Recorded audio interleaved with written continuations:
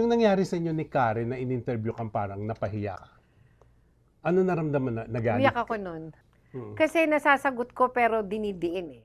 At si Angel Aquino bago siya nag-artista. Fully shy ako when I was young. So ano ka, single, married, may anak, ano? I was married, Okay. pero I'm single now. Anong klase kang katrabaho? Wag lang akong bagogi.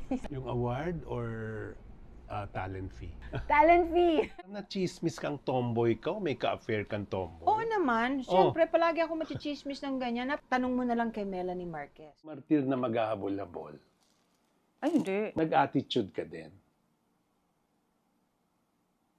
Pa-comment na lang down below. Si Aramina, dapat nanalo yan eh. Kaya lang sumali lang sa maling ticket. They asked me if I want to join their team.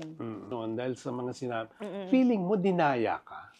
Ha? Hindi ko alam. Yung hindi ko alam, hindi naman siguro. Bakit nga hindi ka kay Vico Soto sumama?